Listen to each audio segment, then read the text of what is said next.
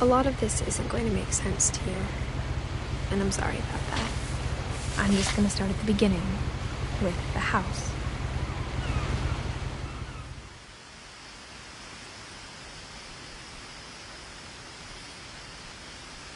Someone had put up a chain-link fence, but it looked like I wasn't the first person to hop it.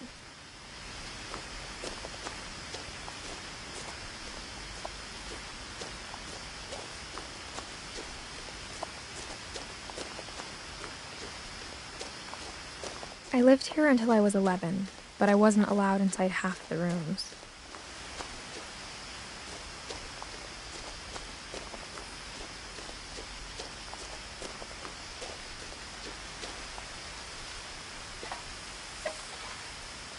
Inside the mailbox were bills from 7 years ago, marked urgent, open immediately.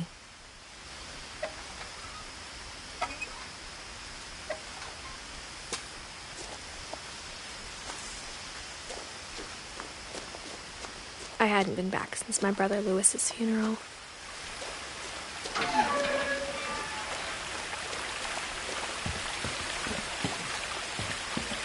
In her will, my mother left me a key, but didn't tell me what it unlocked. Maybe she thought I'd know, or she thought that the mystery would be enough to bring me back.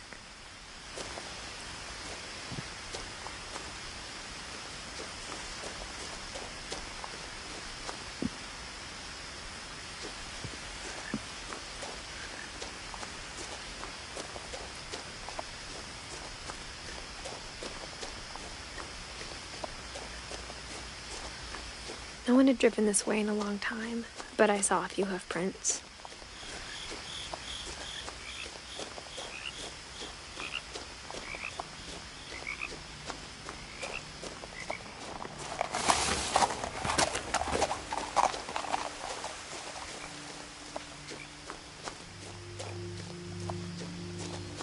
The truth is, even after I inherited the house, I never thought I'd come back to it. But now I had questions about my family that only the house knew the answers to.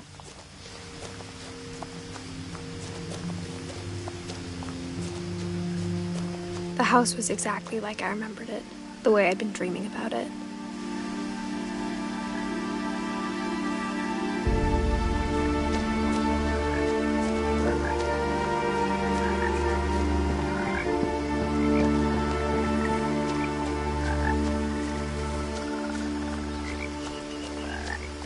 As a child, the house made me uncomfortable in a way I couldn't put into words.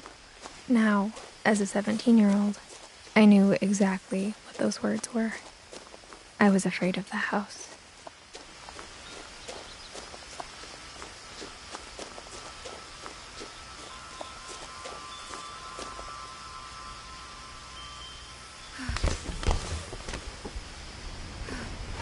Crawling through the doggy door used to be a lot easier when I was 11.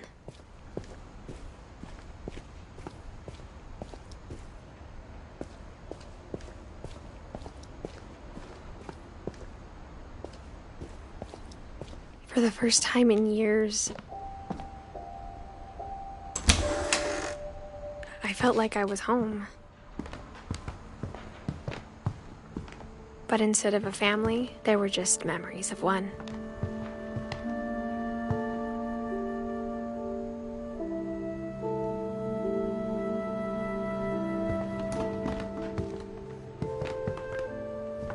Like how after Lewis started working at the cannery, we all got sick of eating salmon. Except our cat, Molly.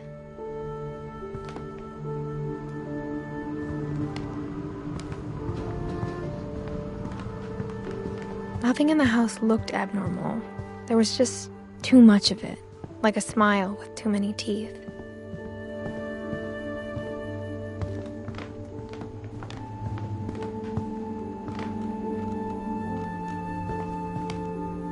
The table was still a wreck from the night we left.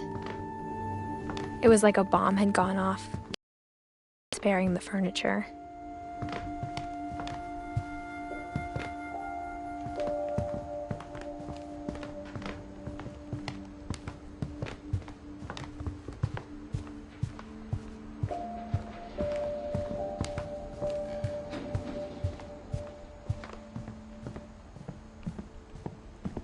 A lot of things got left behind in the whirlwind of that last night.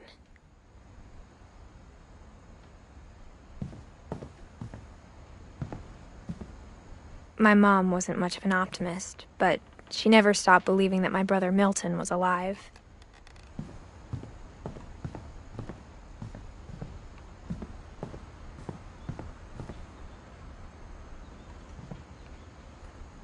After Milton disappeared, Mom sealed up all the bedrooms. Then Edie retaliated and drilled peepholes.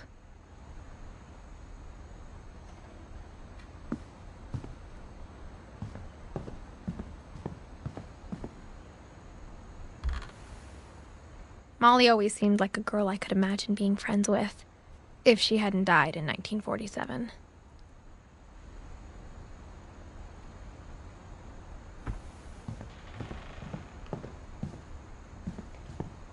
I spent a lot of time playing in Great Uncle Walter's room. Louis told me they were stem.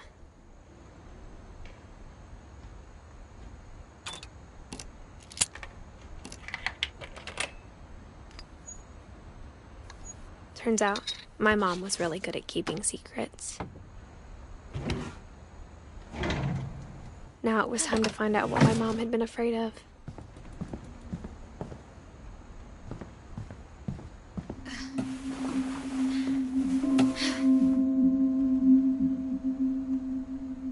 Reading this, maybe it sounds like I had a plan.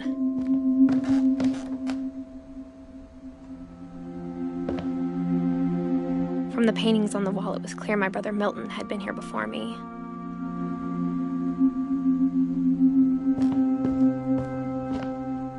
But I had no idea what was behind that door.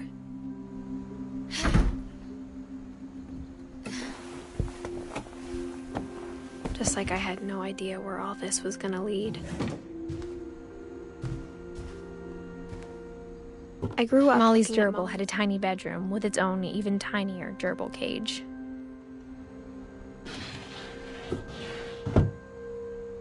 Being inside for the first time, I felt like I'd stepped behind a painting.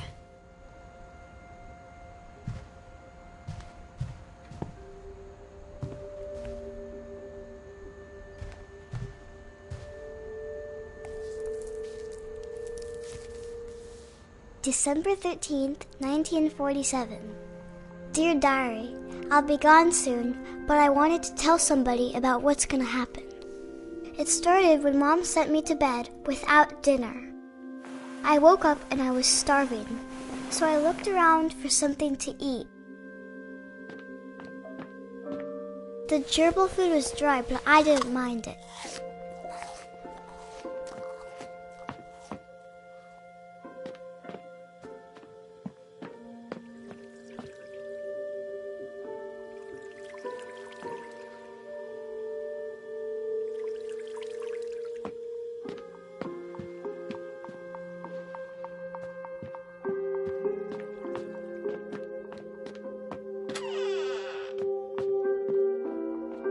I kept eating and eating.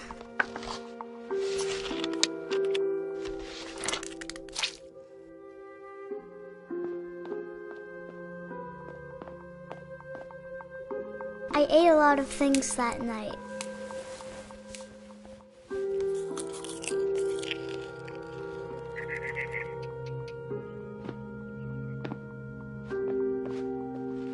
Then I heard chirping outside my window. It was a barn swallow going back to her nest. I reached out for her.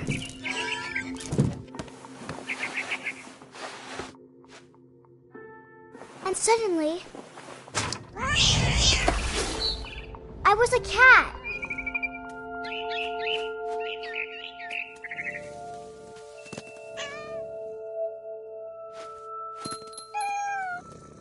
I tried to be quiet, but the bird was really scared.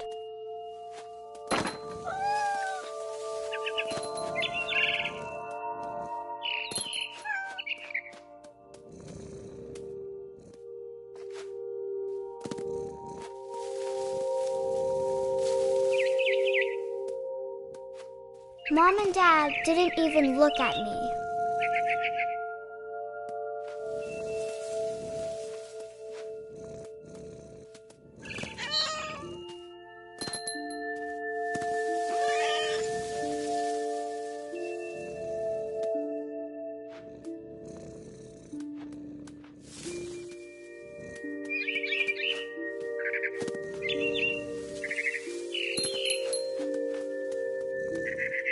I jumped and I almost got her.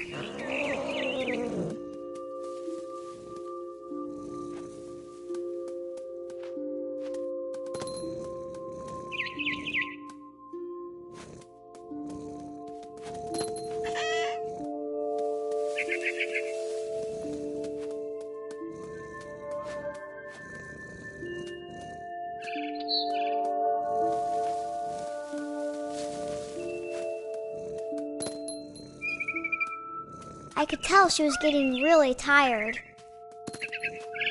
Now I was up in the big tree. I promised Dad I wouldn't climb it anymore. All I cared about was eating that mama bird.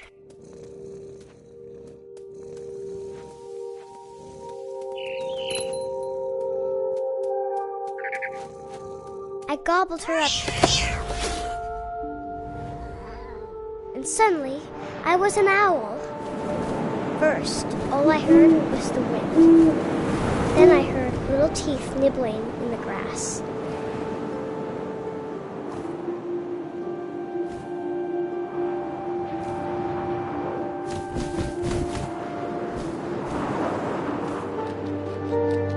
Rabbits.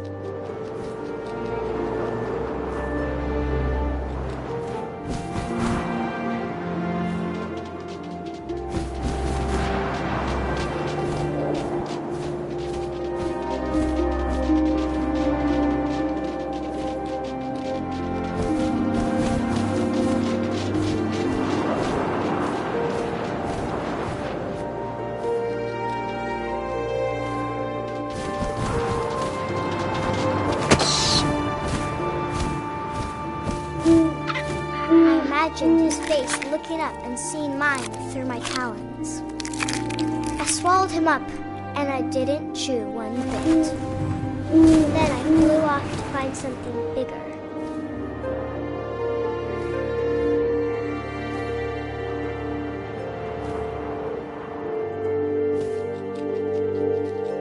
A mama rabbit.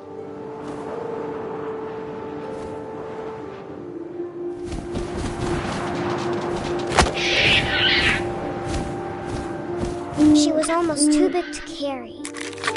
I started choking, but I couldn't stop eating. And suddenly, I was a shark.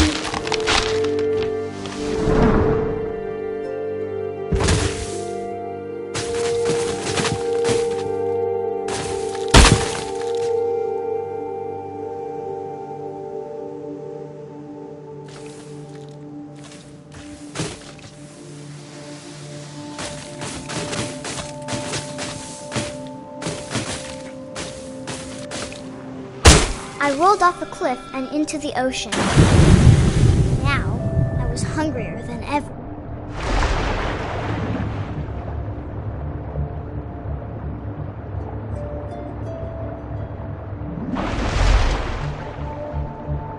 I wanted fat, juicy seals.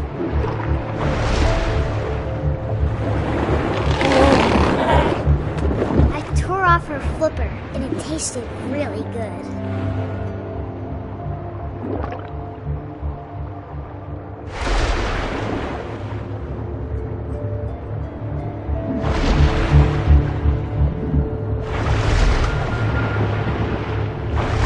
Grabbed on tight, but I was so hungry, I jumped out of the water. When I opened my eyes, everything had changed.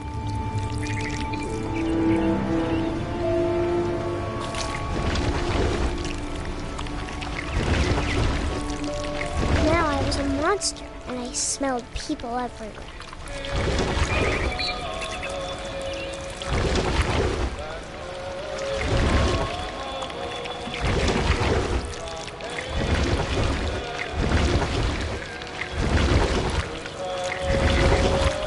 I was big, but I moved real quiet.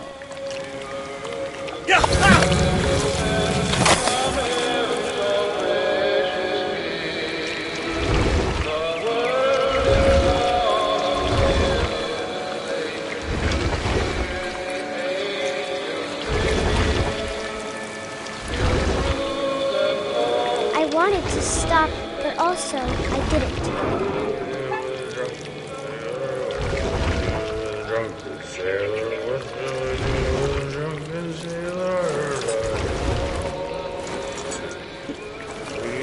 Belly with a rusty razor, belly with a rusty razor, belly with a rusty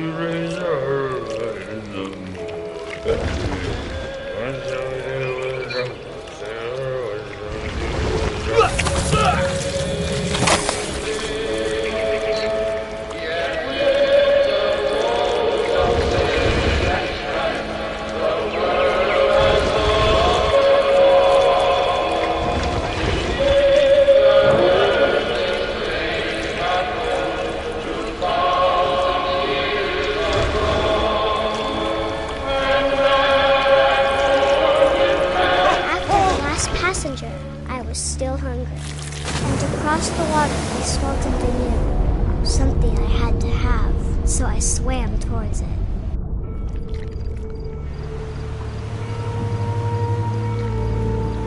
I slithered onto the sand, and the good smell went into an old pipe.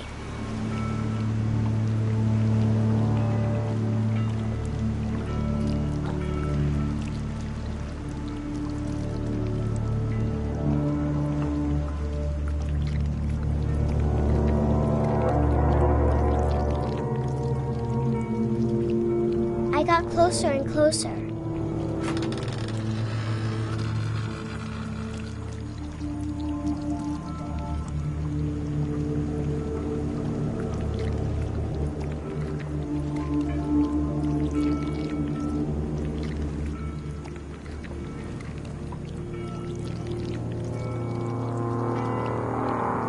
All of my stomach started growling. And suddenly, I was me again. I held my breath for a long time, but I couldn't hear anything. I think it's waiting for me to fall asleep. But it's not going to wait much longer. It needs to feed, and we both know I will be delicious.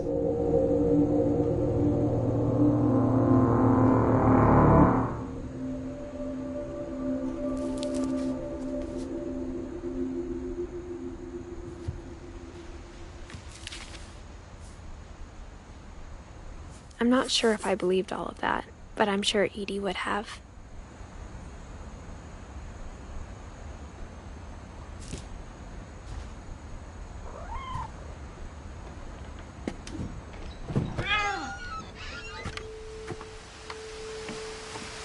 This will be obvious later, but my mom never told me any of these stories. Edie would have, but Mom didn't like bringing up the past. Though, when we adopted a stray kitten, she was the one who named it Molly.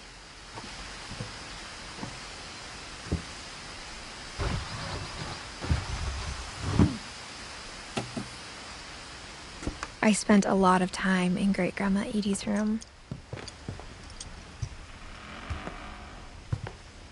When Edie told people Sven was killed by a dragon, she could also have said he was building a dragon-shaped slide that collapsed. She could have, but she didn't.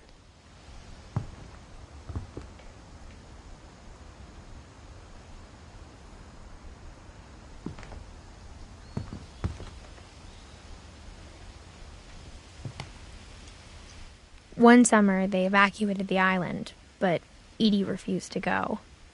For a few weeks, she was a celebrity. I hadn't thought of myself as Edith Jr. for a long, long time.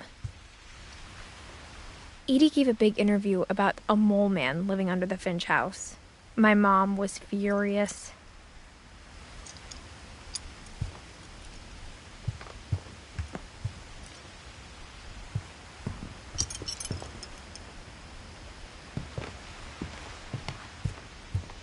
Her room was like a museum. For 500 years, the Finches have been famous throughout Norway for their fortune and misfortune.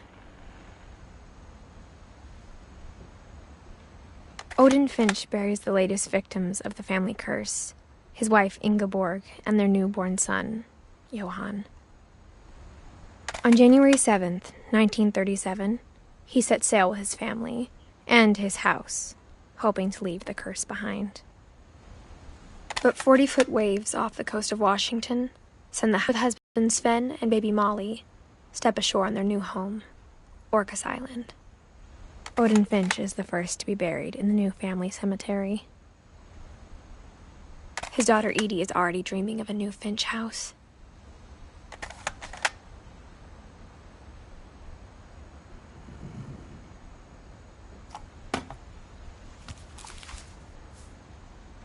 Whatever's wrong with this family, it goes back a long ways.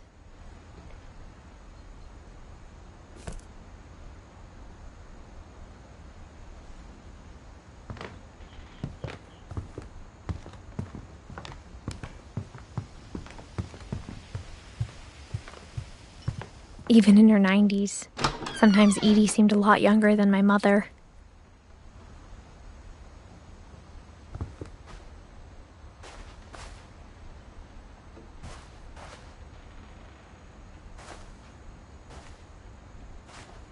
The only trace Grandpa Sam's first wife, Kay, left on the house was the pink bathroom. It was a pretty big trace.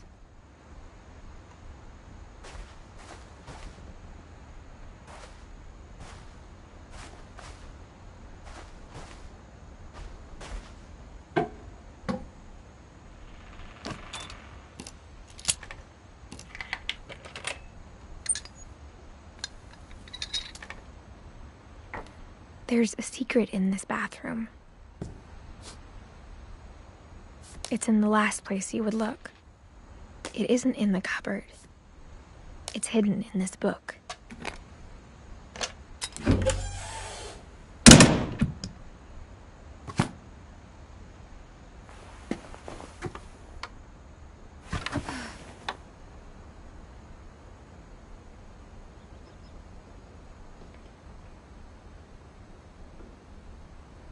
Sven gave Sam an old camera he'd refurbished. He never put it down.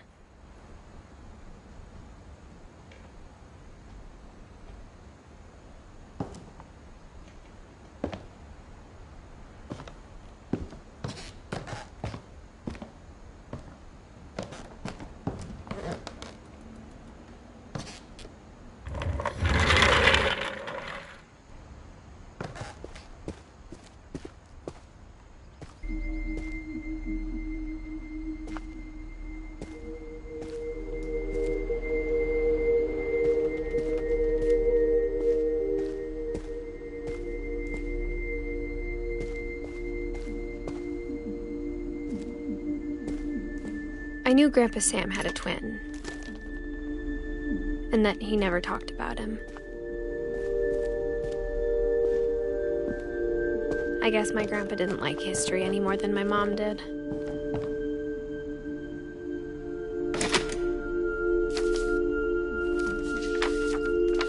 How I Want to Remember My Brother by Sam Finch. The thing I remember is that when he made up his mind, that was it.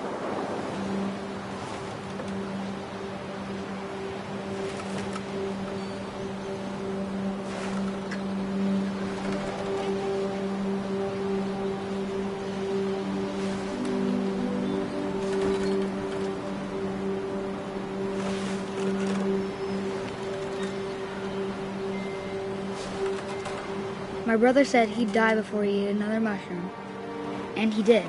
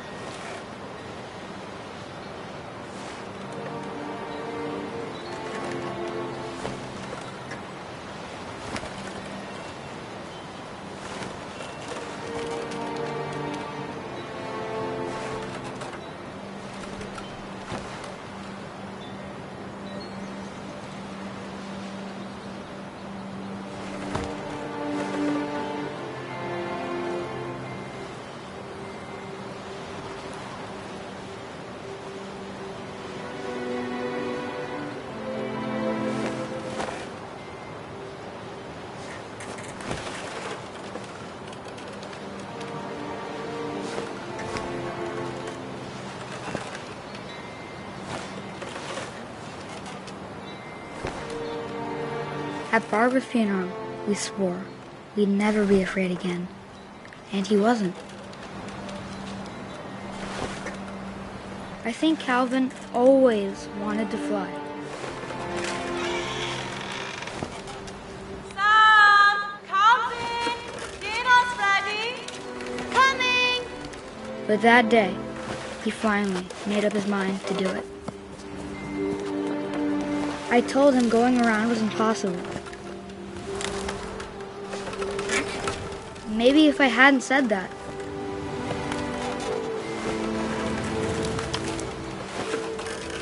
Calvin! I'm not gonna tell you again! maybe if the wind hadn't picked up, then maybe he'd still be here. But I doubt it. I think he'd already made up his mind. That's what I want to remember about my brother.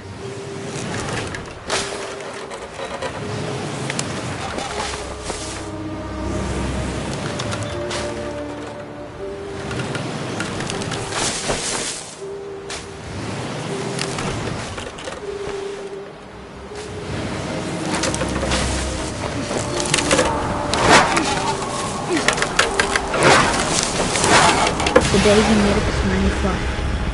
And he did.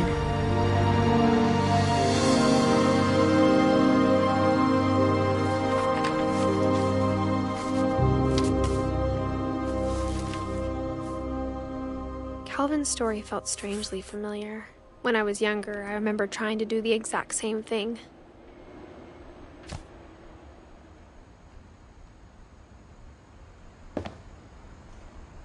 After the funeral, Edie roped off Calvin's half of the room.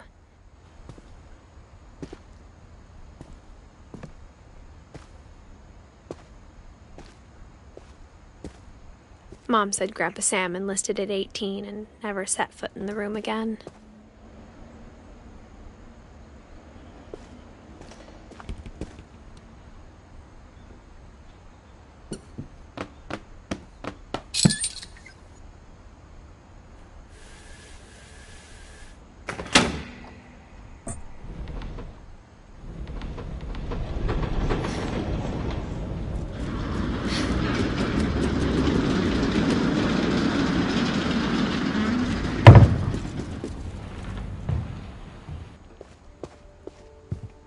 The passages were a pretty tight fit. They'd obviously been built for smaller hands and bellies.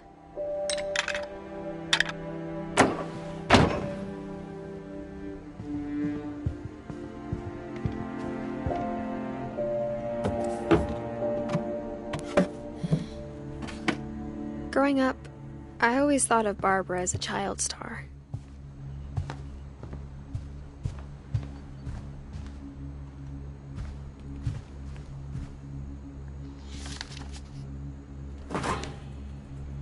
Of all the stories people wrote about Barbara's death, I'm surprised Edie saved this one.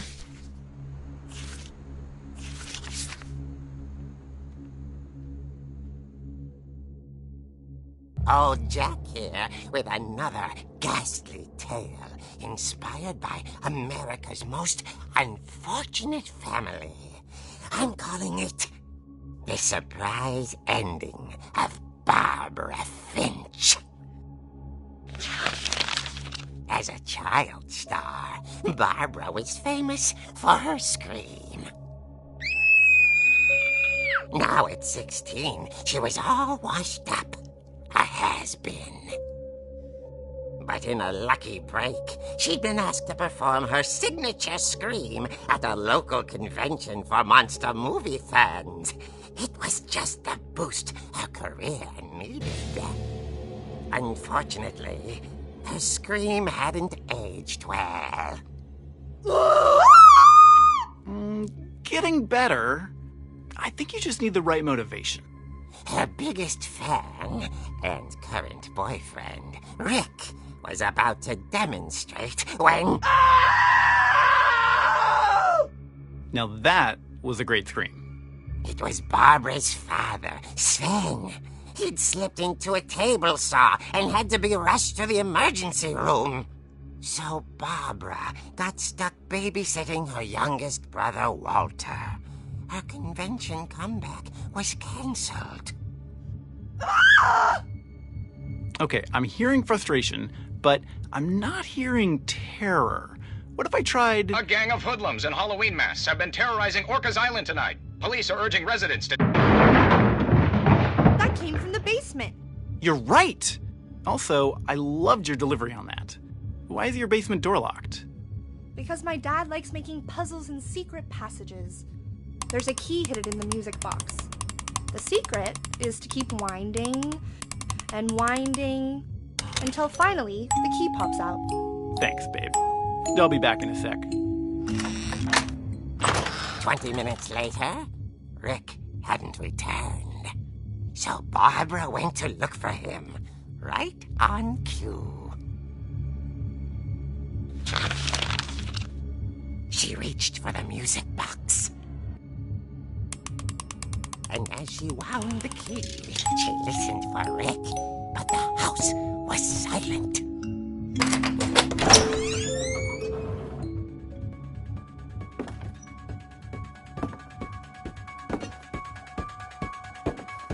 She found Rick's crutch and imagined the worst.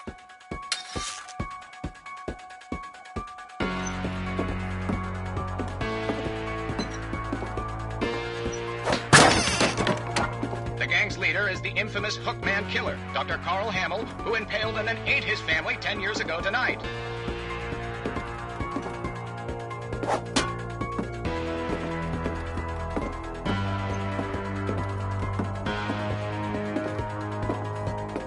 The old fridge rattled and grew still.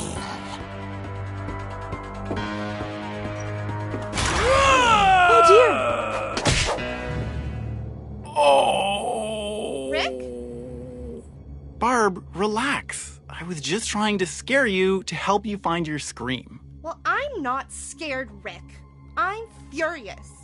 Then act furious. All I'm getting from you now is that you're hurt and confused and She threw him out, but she kept a little something to remember him by. Barb, have you seen my other crutch? And she was still holding it when she fell asleep watching the late picture show. Hours later... Barbara! Walter, what's going on up there? Ah! Okay, I'm coming up, but if this is a trick, you're dead, Walter.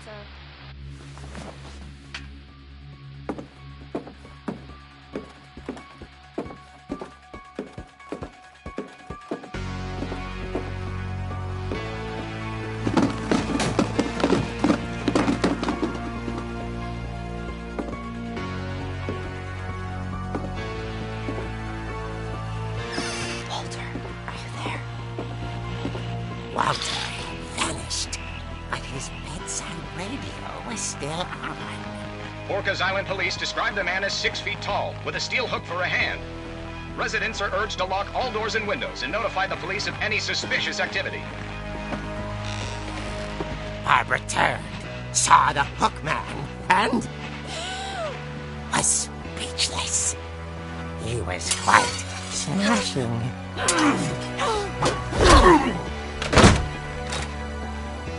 And he was. He couldn't get enough of Barbara. Okay, Barbara, there's gotta be another way out of here.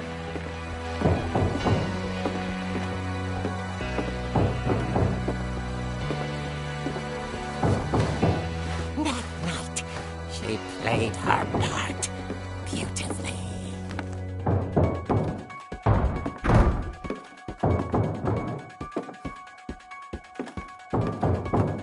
Molly's door hadn't been opened in years. The hinges groaned.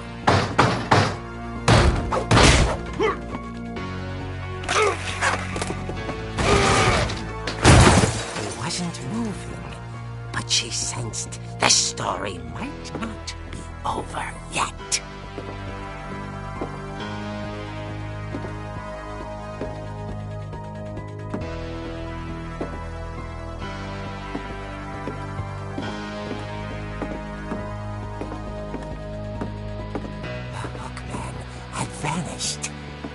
listened for his breathing, but all she heard was...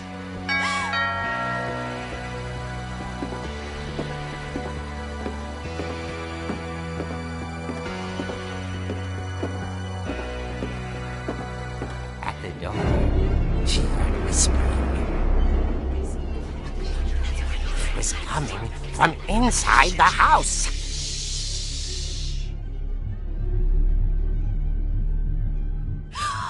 Oh dear. The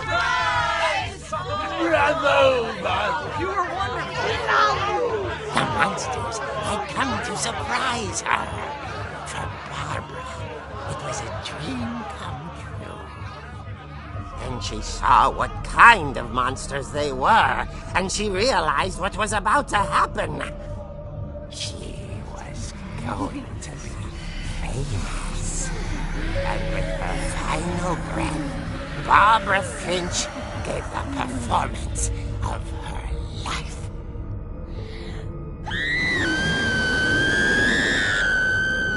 I wasn't there myself, but I hear Barbara was magnificent.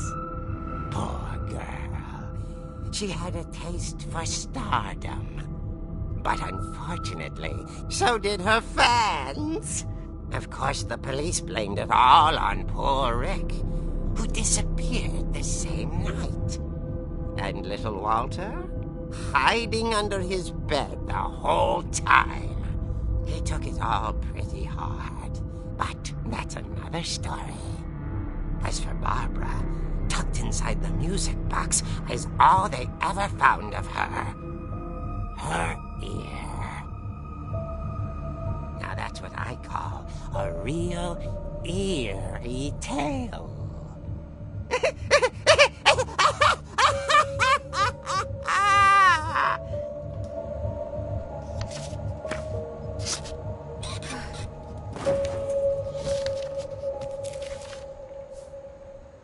Edie told me all Barbara wanted was to be remembered, as absurd as that comic was. Maybe what Edie saw was a happy ending.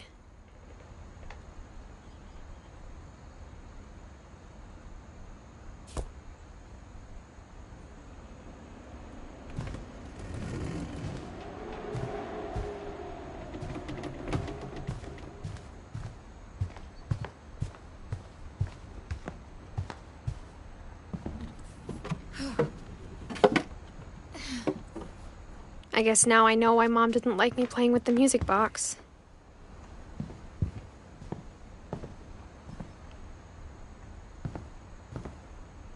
Edie's father, Odin, built the original house. Whenever people ask me about my family, the first thing they always want to know about is Barbara.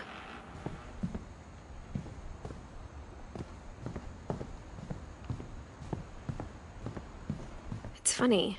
All those times I played with the music box and never found the basement key.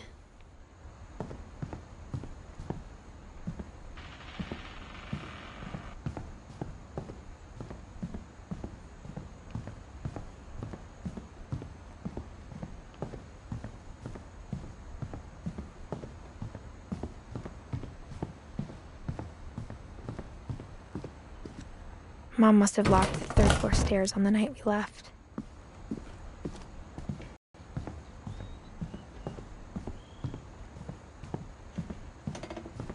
I wonder if that comic was right about there being a key inside the music box near the basement.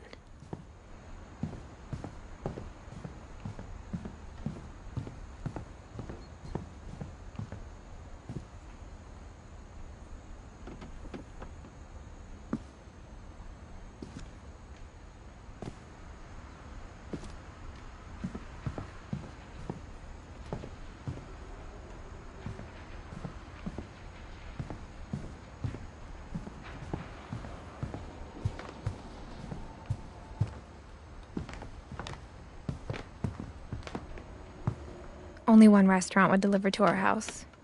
We had Chinese a lot. Maybe I should go check out that music box down by the basement.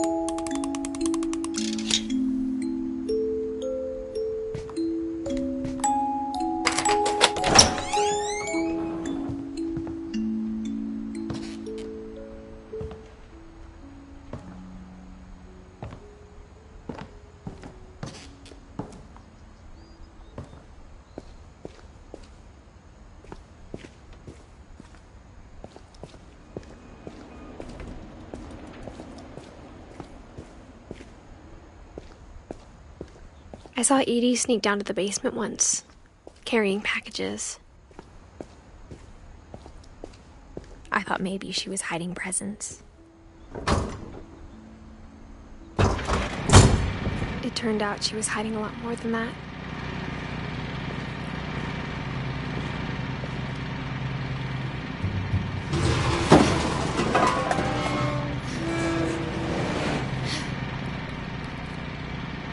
I remember asking Mom once about where Walter had gone. She said after Barbara died, he got as far away as he could. If there's a pattern in all these stories, I think it's that none of us has gotten very far.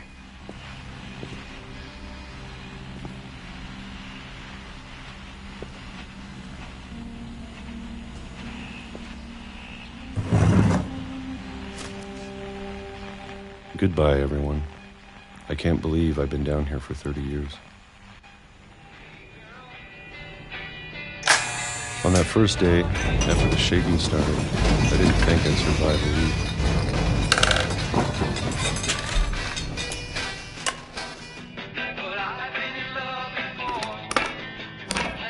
But after a few days, I settled into a routine.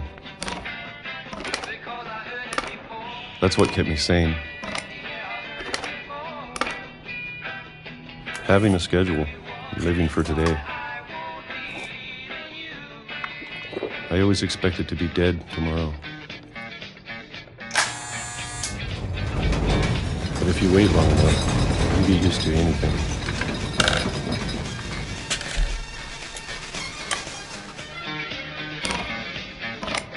Even a monster on the other side of the door starts to feel normal. Almost friendly.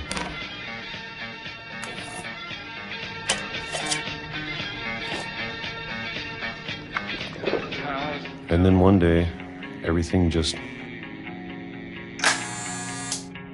stopped. Whatever that thing was, it was gone. Maybe it got tired of waiting. Or maybe I just got tired of being afraid.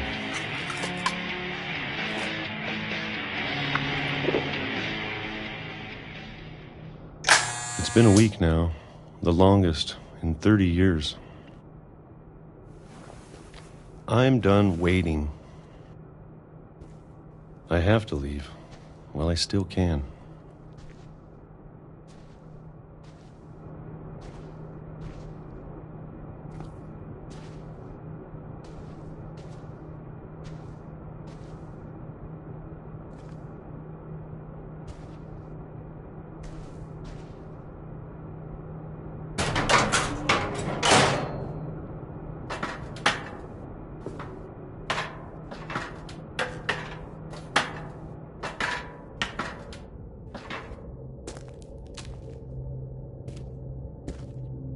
I know it's out there, somewhere.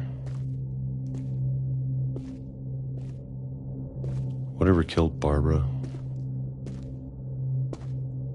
and Molly and Calvin. Maybe this is all a mistake.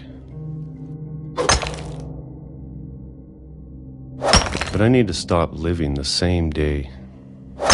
Even if it kills me.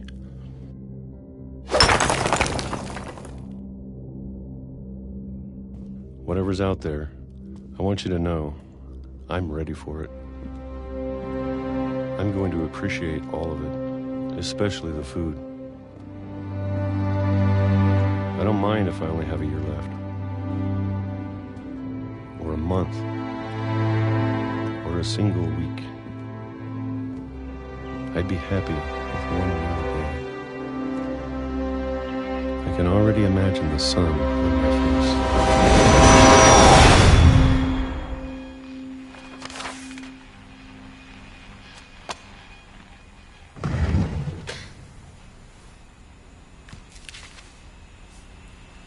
Walter died when I was 6.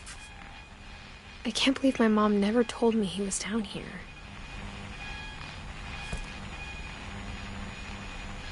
I'm sure my mom was trying to protect me.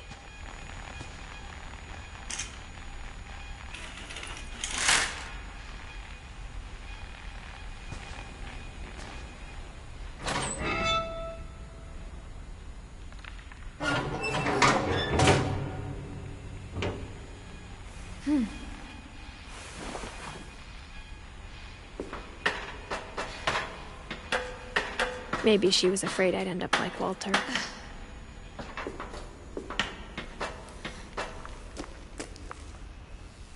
But if she never told me about an uncle under the house, I can only imagine what else she was hiding. I don't want to make the same mistakes she made. Trying to bury something that's still alive.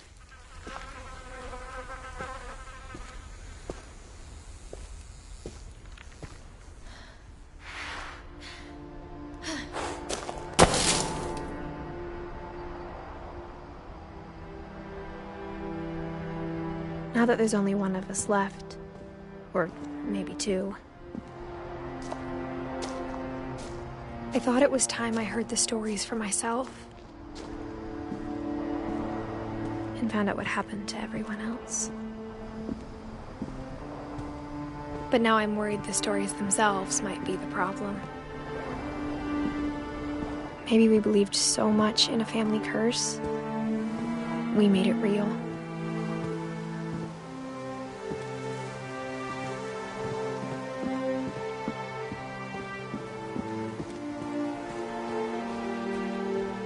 I don't know if I should even be writing this.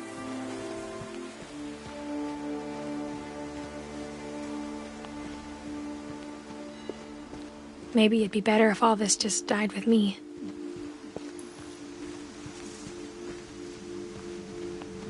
But I thought you should know about your family.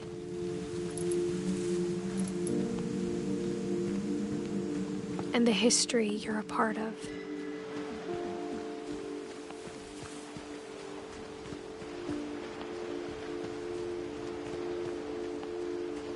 Though to be honest, I feel as lost as you probably do right now.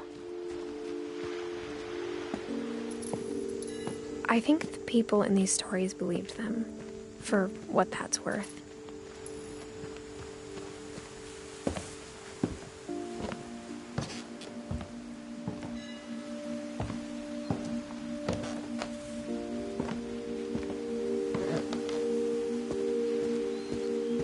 And when you look at the house, that history of imagination and stubbornness and madness, any of it seems possible.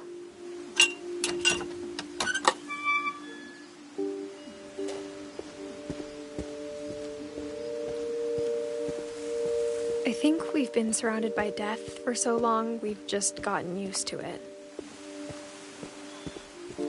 What kind of family finishes building a cemetery before starting the house?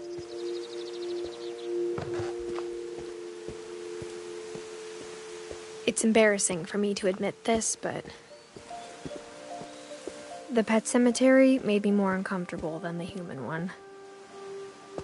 3 of the gerbils were mine, and 2 had been my fault.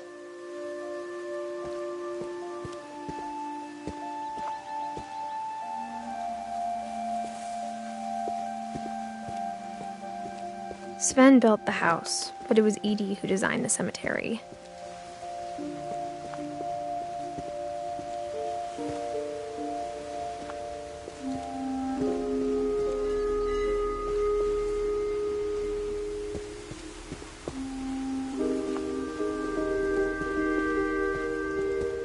I'm sure Odin's monument had been Edie's idea. My mom was always trying to move on, but for Edie, the past never went away.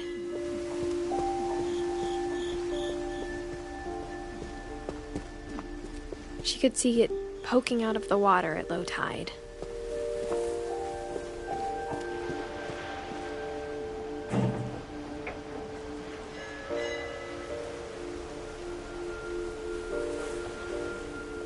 Edie said she dreamed about the old house every night.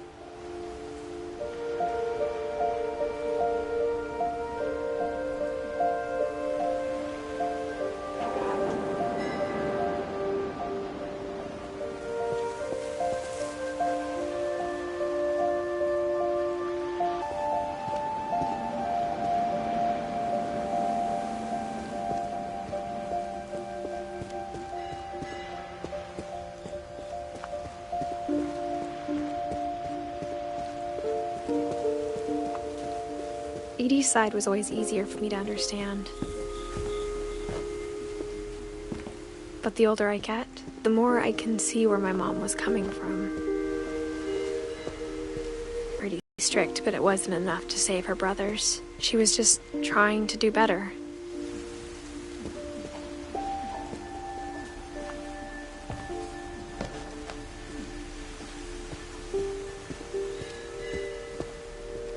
There's so many things I wish I could ask my mom now. Part of me thinks this is what she wanted all along. For me to come back someday and find everything out for myself.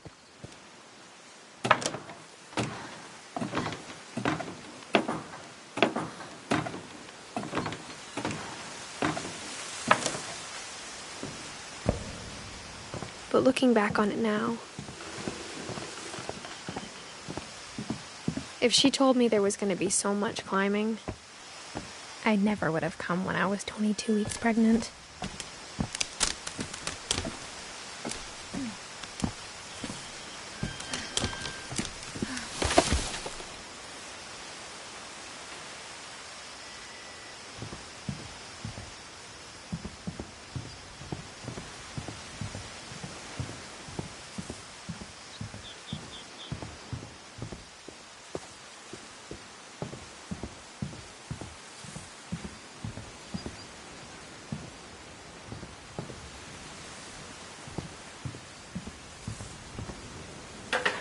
I never met Grandpa Sam, but I think he and my mom had a lot in common.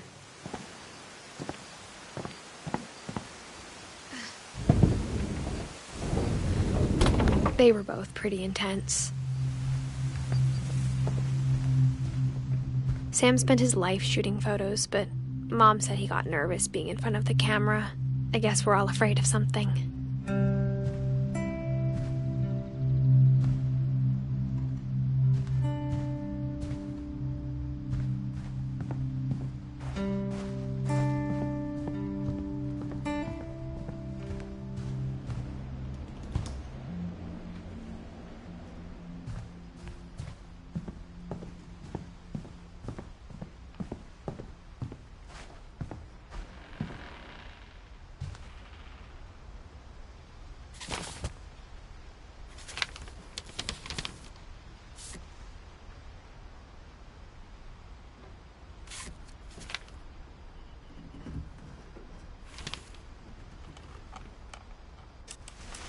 Dawn, I promise, you'll never forget this weekend. Yes, sir. These memories are gonna last a lifetime. Am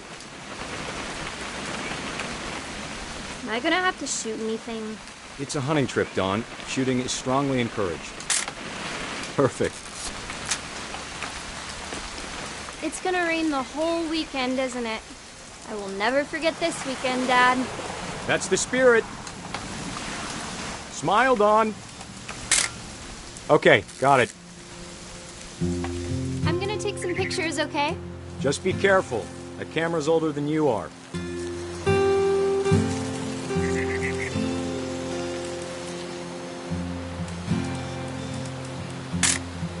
Aw. You're right, Dad. It's starting to clear up. Still freezing, though.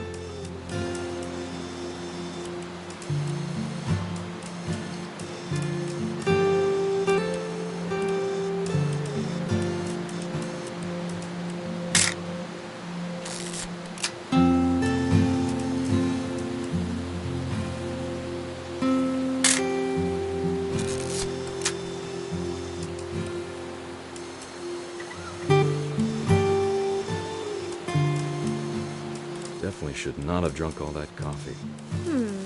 Hey! That's a keeper. Hold still while I take a picture of you. I'm just saying, I'm not always gonna be here, Dawn. You'll need to remember this stuff, if you want to survive. I'll be fine, Dad. You know who else thought he was gonna be fine? Some guy who died. Dawn, I'm being serious. I know, Dad. You're always serious. Doesn't being out here make you want to chill out? Well, to tell you the truth, I haven't been out here in 20 years.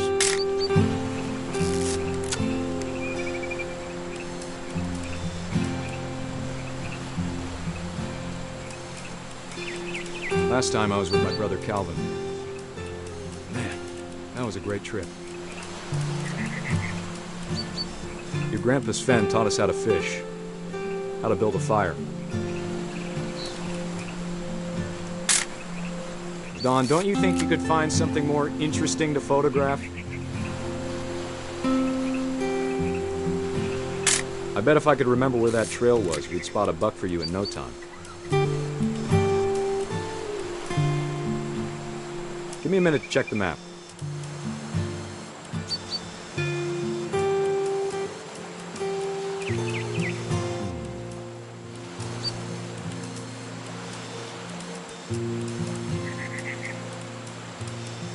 Let's see.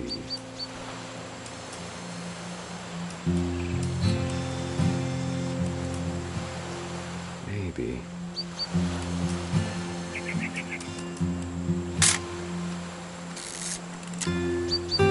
Was it?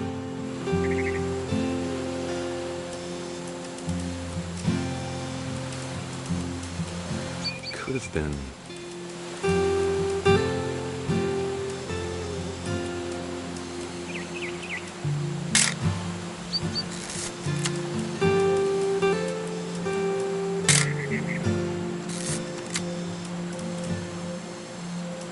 Dad! Good eyes, Don. Before you take the shot, let me get a picture of you.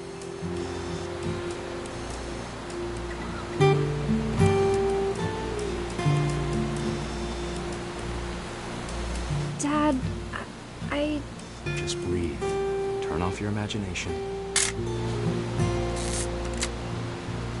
Let me get behind you. Do I have to do this? Don, you don't have to do anything. But if you want to survive, you'll need to be strong. Great shot, Don!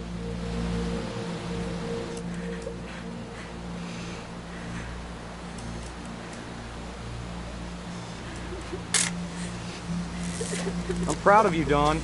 Always remember that, okay? Dad, it's twitching. I think That's it's totally normal, Don. Just focus on the camera. Try not to think about... Dad!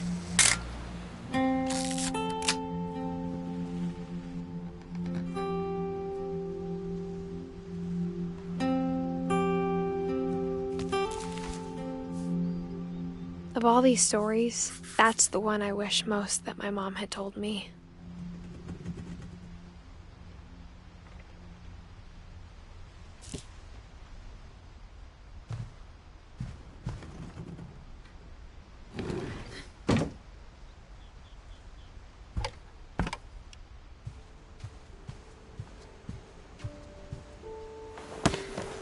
After Sam died, my mom and Edie got really close. They'd both lost a lot.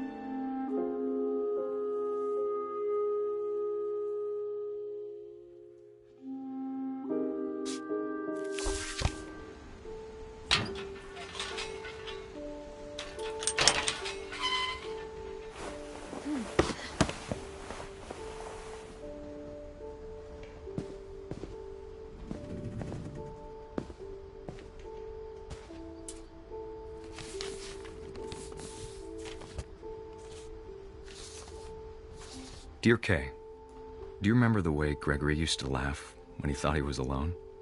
Like something funny was happening, but only he could see it. I think he saw things the rest of us don't.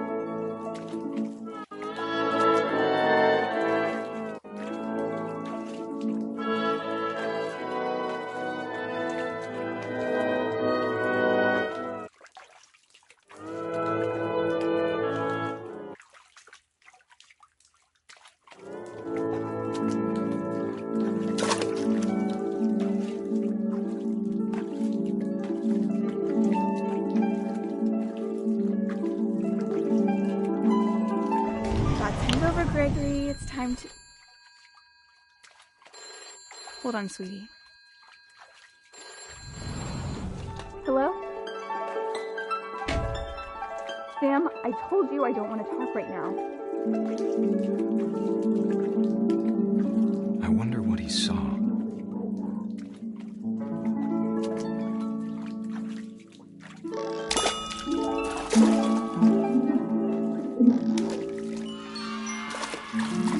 What his world was like.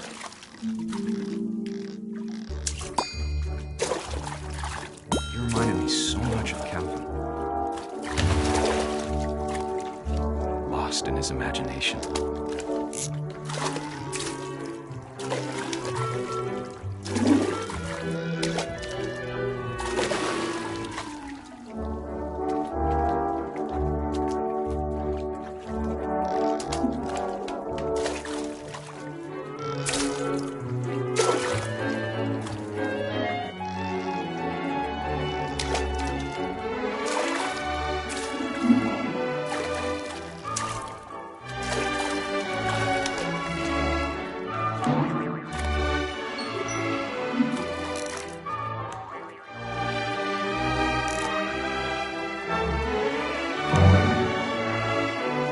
Silly it sounds.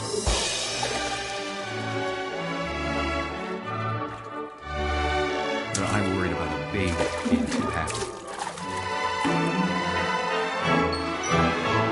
But I could feel him slipping away. Sorry about that, Gregory. I know you did everything you could. Maybe if I hadn't called that night.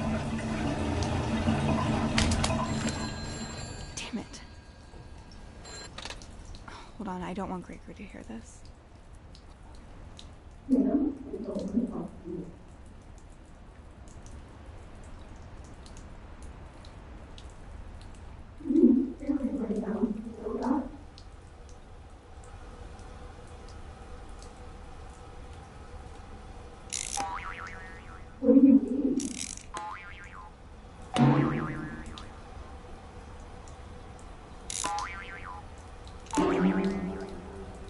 I wish he could have told us about the world he saw.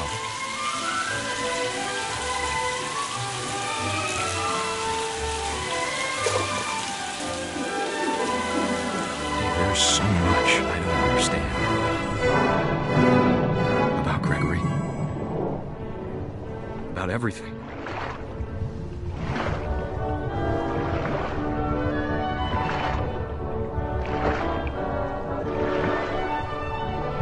What happened wasn't your fault.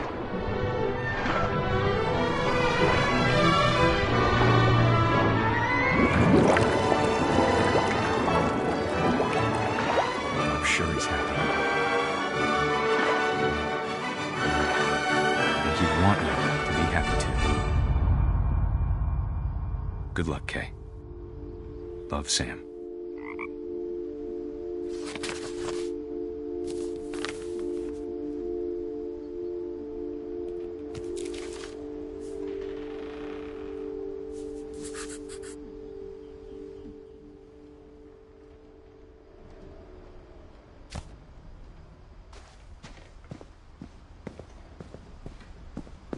I can't imagine my mom ever writing poetry, and yet... A poem for Gus, who always said the wedding was a bad idea. Our father never hit us kids, at least not very hard. before the day my brother said with teenage disregard that he'd be dead before he'd see a wedding in our yard.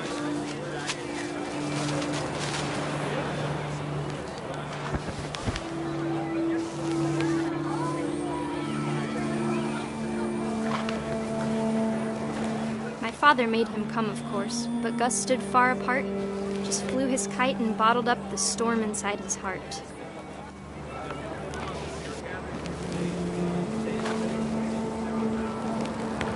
I tried to talk him out of it, but though he'd never met her, we don't need a stepmom, were the words that I now pronounce you husband and wife. You may kiss the bride.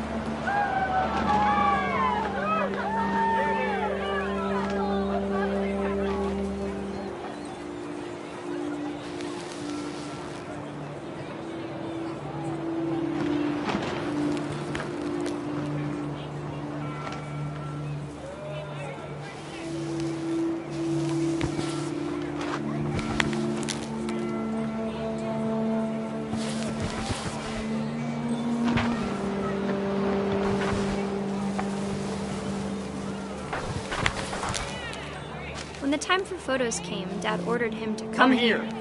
But Gus declined and as a sign held up his middle finger.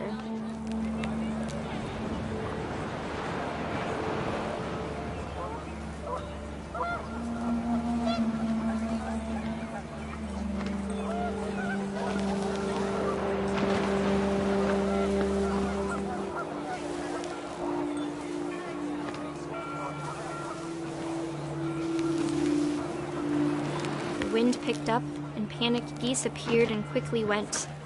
But all the humans did that day was go inside the tent.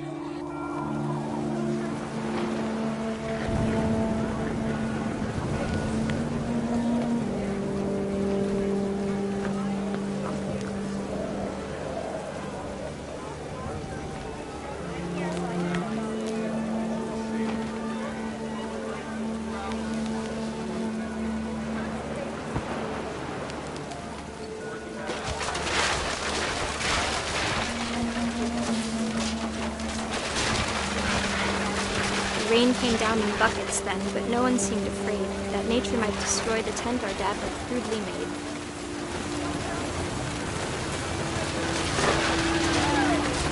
The thunder sounded much too close and full of angry power. But all my father said to this was, "Make the music louder."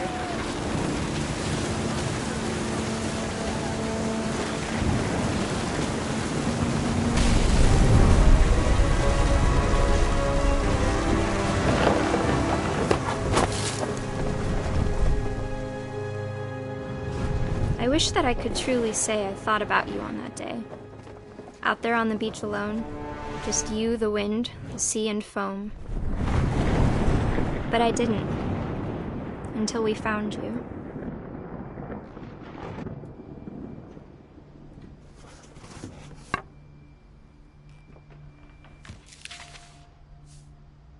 She never talked about him, but Mom told me once if I was a boy, they were going to name me Gus.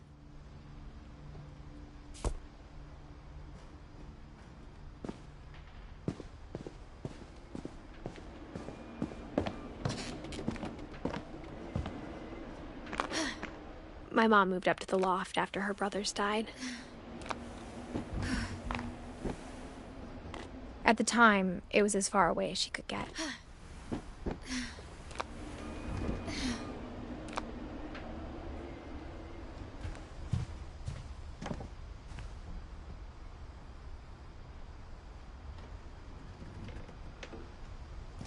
She spent a summer building houses in Calcutta, where she met my dad, Sanjay.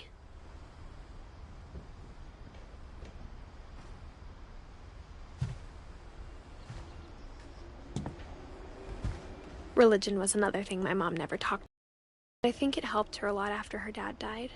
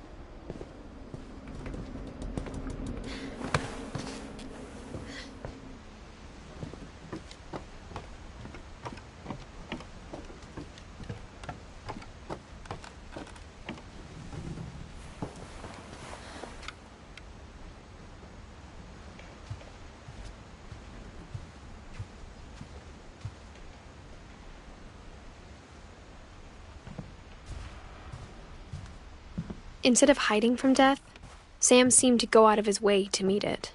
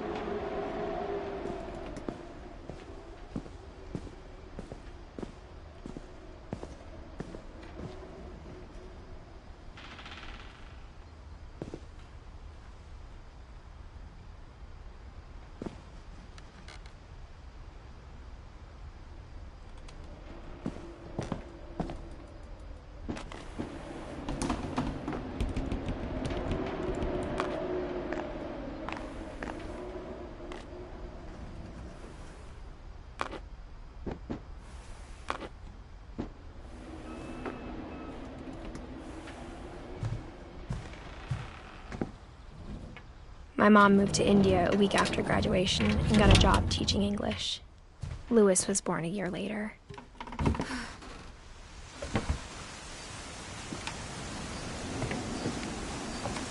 When my dad died, I don't think Mom knew where else to go. I'm sure Edie was happy to have her back.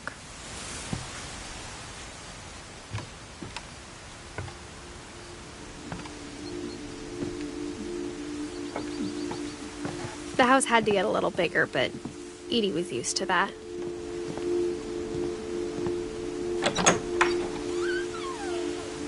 And for a while, things were good.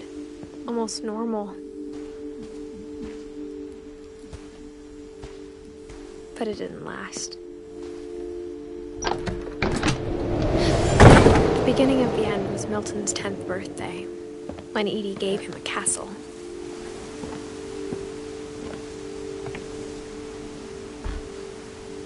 After Milton disappeared, the only thing he left behind was a room full of paintings.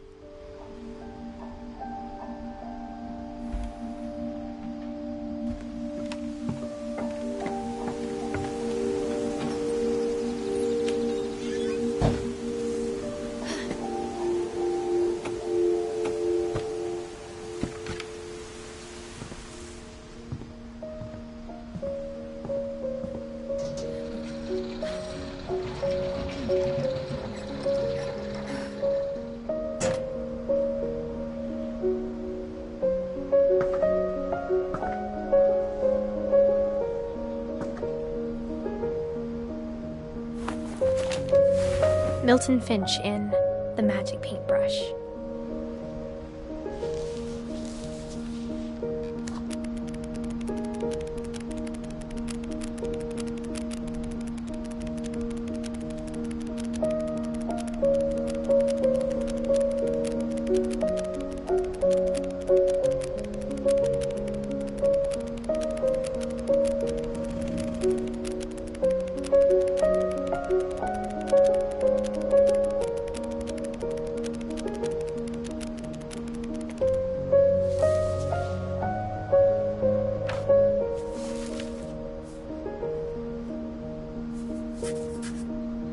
I was 4 when Milton disappeared.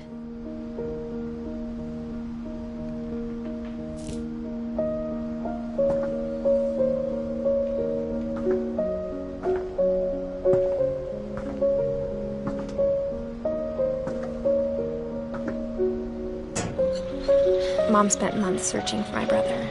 Then she sealed the doors.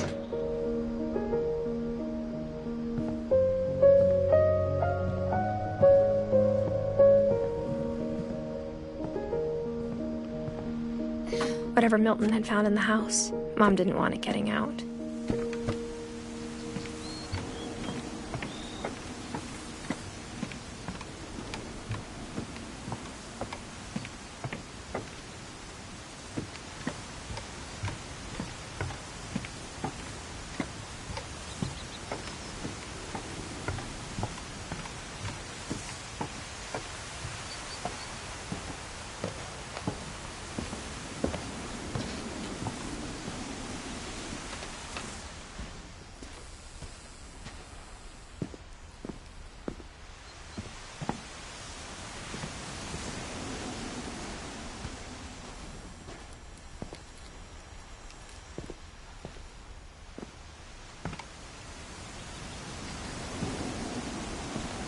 Mom definitely blamed Edie, but I think Louis blamed himself.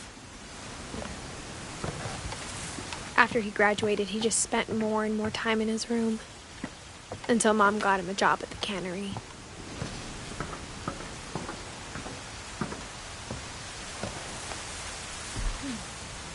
Everyone always told me to stay out of Louis's room, except Louis.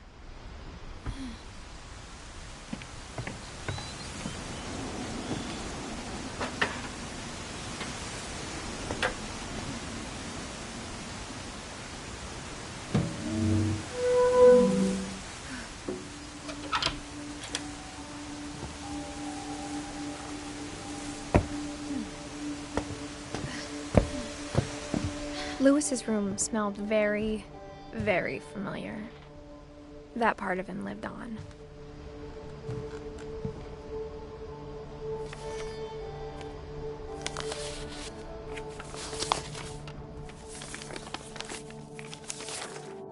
Dear Mrs. Finch, as Louis's psychiatrist, I can understand your desire for an explanation. As I see it, the trouble began in January, shortly after we convinced your son to seek treatment for substance abuse. Newly sober, I believe Louis first noticed the monotony of his daily life.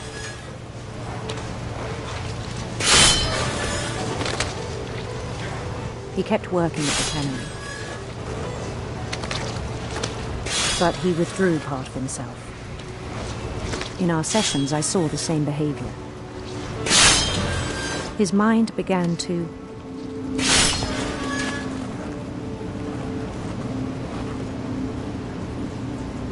wander.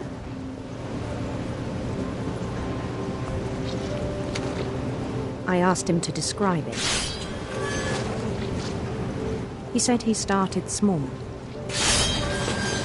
imagining a labyrinth. He'd feel his way about. Then something moved. Bats and toads. And things that have not names. He knew it was all in his head.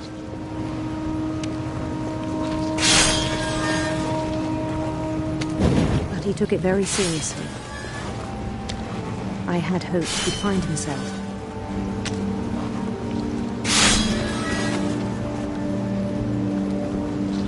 But he found something more. I worried about him then, daydreaming at the cannery.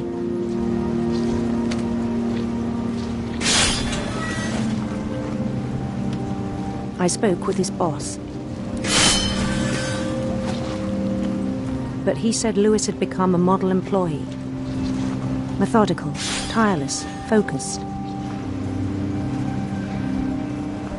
like a whole new Louis. So I let him go on.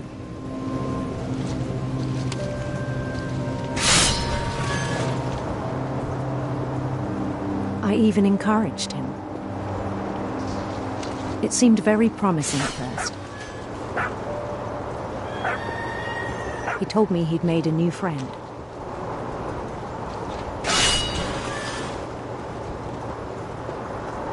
On the edge of a city he named Louis Topia. He built the city up slowly, brick by brick. Then he made musicians.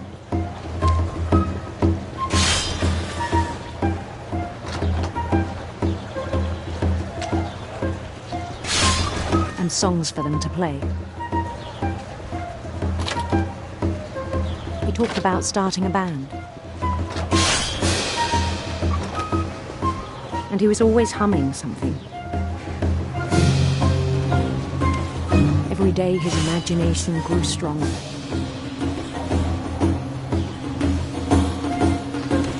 He no longer spoke at the cannery. But his chopping was as reliable as ever. Then one day it struck him that all the cheering crowds, even the stones under his feet, were all in his imagination. So he could do whatever he wished.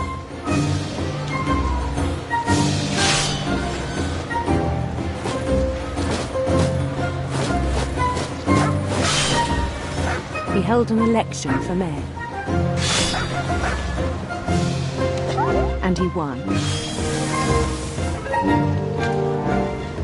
They begged him to stay, but his mind was already wandering. It became a game for him.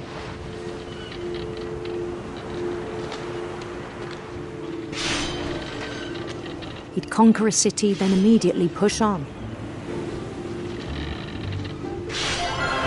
New Louisville.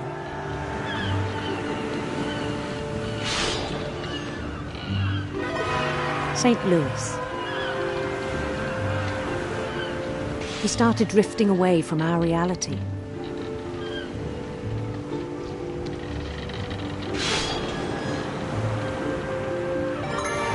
Minneapolis. Until one day he forgot to go home from the cannery. Even as his mother pleaded with him, part of Louis kept sailing on.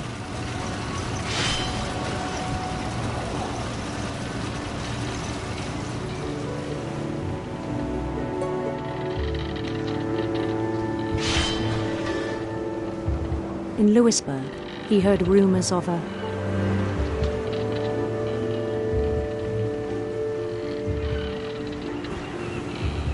beautiful prince.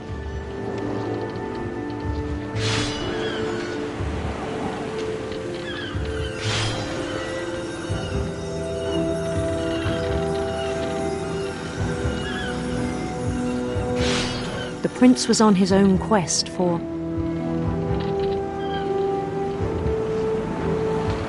sinister serpents. He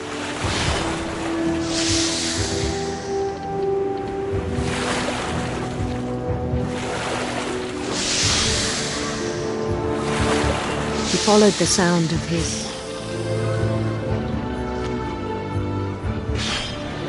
silver harp.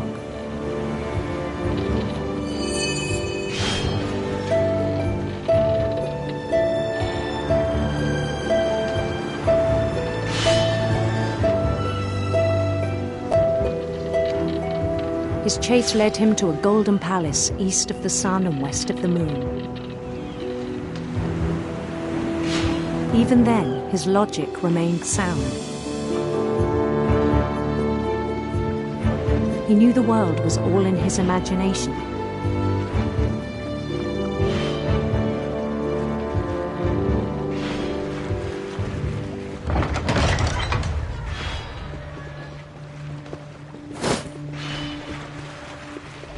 But he was so proud of having created it. In his own eyes, he'd become something greater than a king.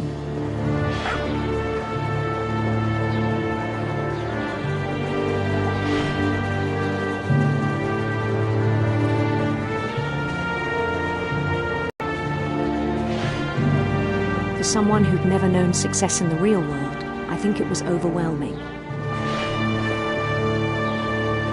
And then it struck him that the real Louis was not the one chopping salmon, but the one climbing the steps of a golden palace.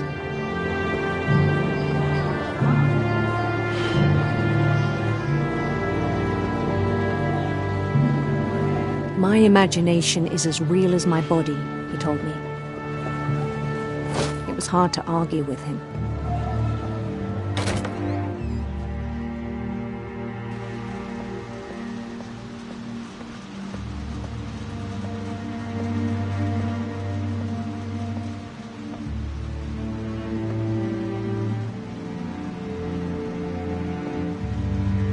Began to forget the world we know.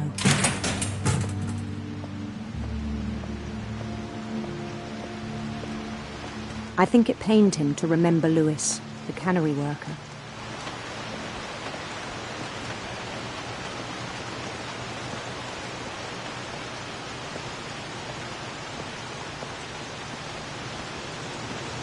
He began to despise the man with a royal contempt.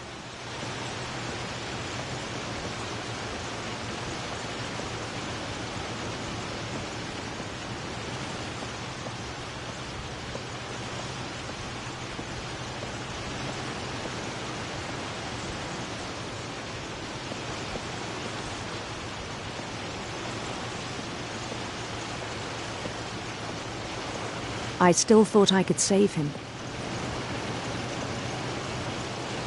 Even after he said he was being crowned king over all the lands of wonder.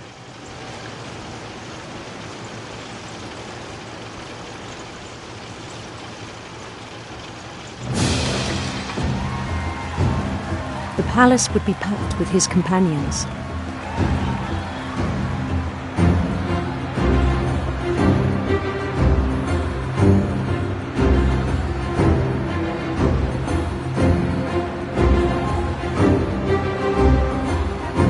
Including the wise Calico who'd insisted on inviting him.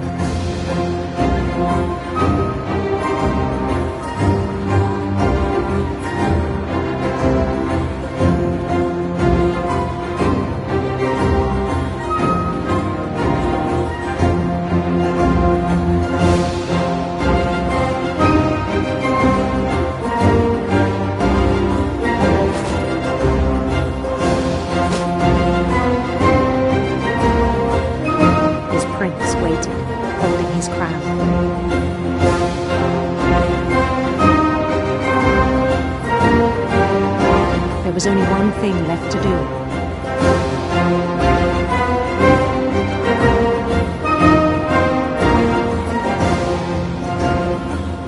Bend down his head.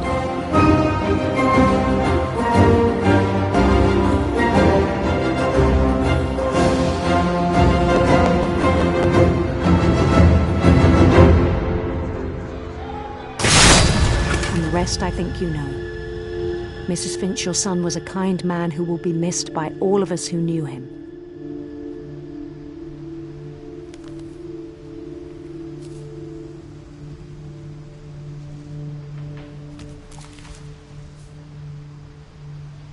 My brother was really cool.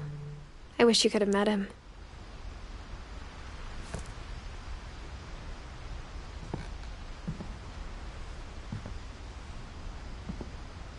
Louis and I spent a lot of time playing games together, but he was surprisingly bad at them. He died a lot.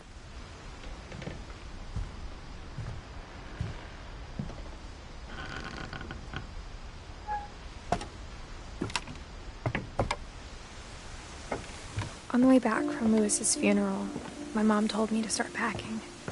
She waited until the day before we left to tell Edie.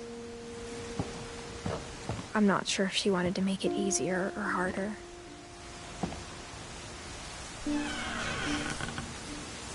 I wish we'd stayed. But I understand why we left.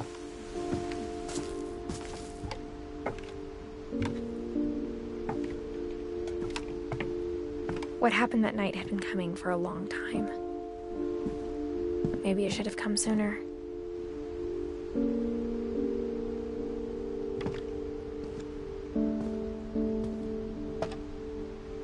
But it had to end one way or another. All that's left now is to tell you about that last night.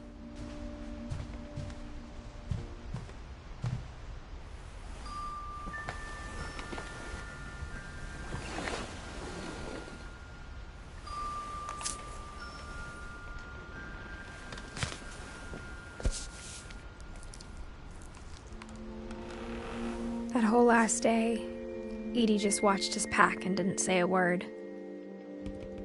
Until supper, when she raised her glass and said, "To our final night together, and all our final nights apart." Grandma, you know what I said about alcohol. Some of your medications are very Edith, specific. I left a present for you in the hallway. Why don't you go open it? The grown-ups have to argue now. I'm sorry, you're right. We're all leaving tomorrow. Let's just enjoy our last... I'm not leaving. Edith, you're excused.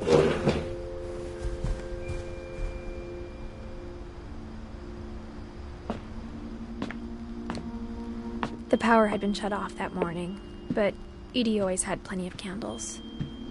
When my mom sealed the library, I don't think she knew about the other entrance, or that Edie had a key to it.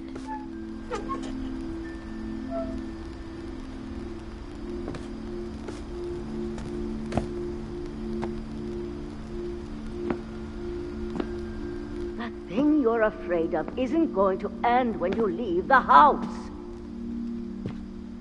Edith has a right to know these stories. My children are dead because of your stories. I think it's best if Edith and I leave tonight. We'll have the nursing home send a van for you in the morning, okay?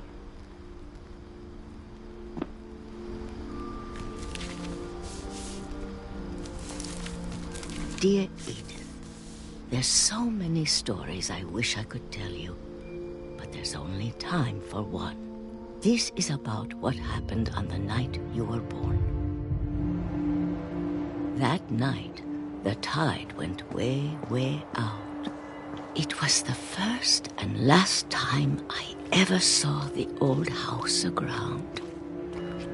There'd been an earthquake out in the middle of the ocean. They called it the lowest tide in 1,000 years. God, it smelled awful. You know, I've seen that house every day of my life. But I never thought I'd go back to it. When the fog rolled in, I lost my way.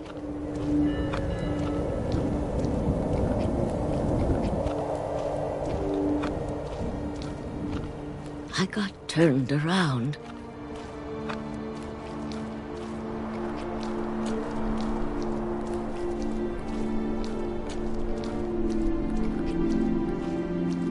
For a while, I wandered.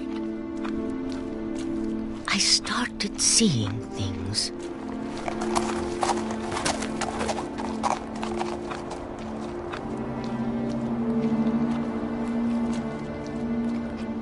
Things I'd forgotten had ever existed.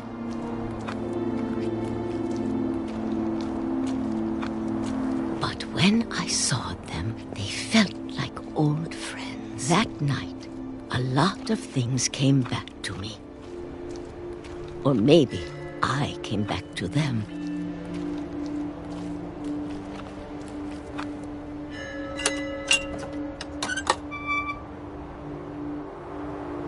Things I can't explain, but that I need you to try and... Edith, what are you doing in here? It's mine. Edith! Mom, you're gonna rip it! Let go! I kicked and screamed, but Mom dragged me to the car. I never saw Great-Grandma Edie again. The next morning, the van came to pick her up, but she was already gone. After that, we moved around a lot.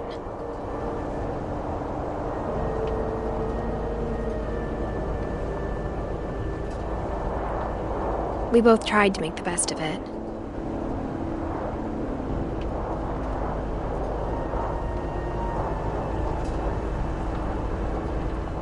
A few years went by.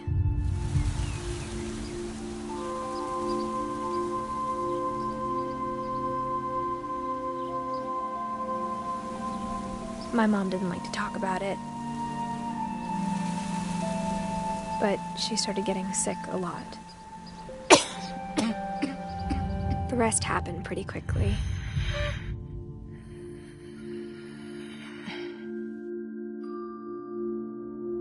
She got better for a while, and then she didn't.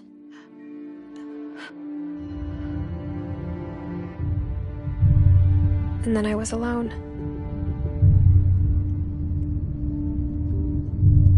The last Finch left alive.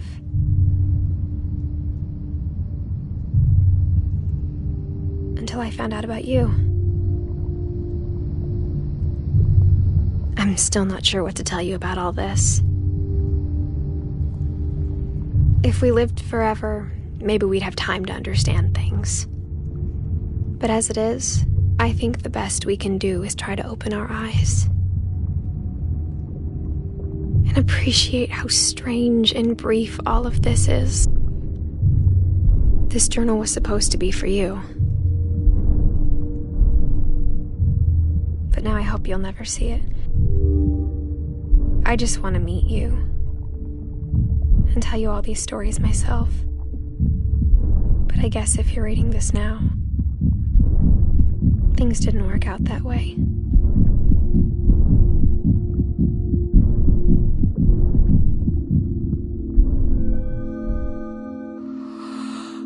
This is where your story begins.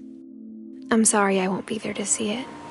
It's a lot to ask, but I don't want you to be sad that I'm gone. I want you to be amazed that any of us ever had a chance to be here at all. Good luck.